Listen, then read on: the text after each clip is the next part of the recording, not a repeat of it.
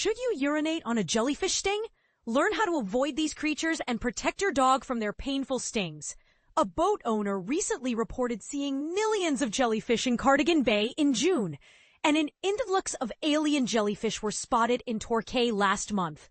Last week, a swarm even entered the filter drums of the pumping stations at France's largest nuclear power plant, causing 4 reactors to shut down. But why are there so many jellyfish around this year?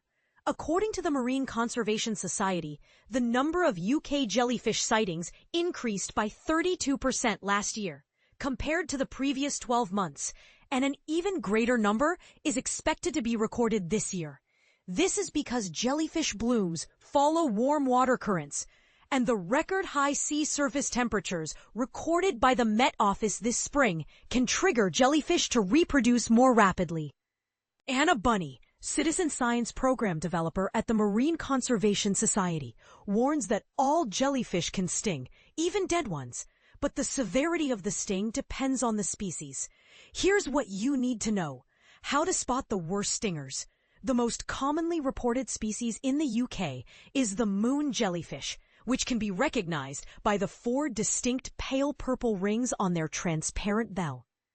Compass jellyfish are also widely spotted, with a pale umbrella-shaped bell featuring brownish V-shaped markings and 24 long, thin tentacles, as well as 4 long, thick, frilled arms. Both of these jellyfish have a mild sting, so it's best to give them a wide berth if you spot one. However, you should be especially cautious of the lion's mane jellyfish, as they pack a painful sting. These large jellyfish are reddish-brown in color and have a mass of long, thin, hair-like tentacles, as well as short, thick, frilled, and folded arms.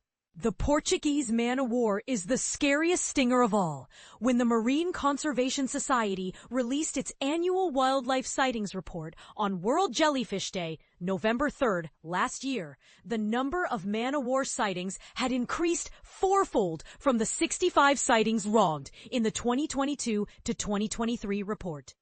These jellyfish have the most painful sting in our seas and are becoming more frequent, ranking as the 3rd most reported last year. They can be identified by their transparent gas-filled float with a crest, blue-purple color, and many hanging fishing polyps below that may be tens of meters long.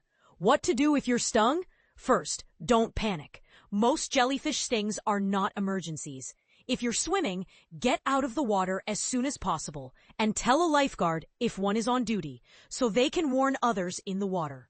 Rinse the affected area with seawater, not fresh water. And try to remove any spines from the skin using tweezers or the edge of a bank card, not your bare hands. Then soak the area in very warm water, as hot as can be tolerated, for at least 30 minutes and take a painkiller. Seek medical advice if severe pain persists, or if you have a high temperature or wound that doesn't improve. You'll need urgent help if you experience chest pains, difficulty breathing, vomiting, fits, severe bleeding or swelling, or loss of consciousness. The good news is that you don't need to pee on the sting. It won't help. You also shouldn't apply ice or cover the wound. What about jellyfish washed up on the beach? If you spot a jellyfish on the beach, it's likely already dead. Jellyfish aren't strong swimmers and are at the mercy of waves and ocean currents, often getting blown off course.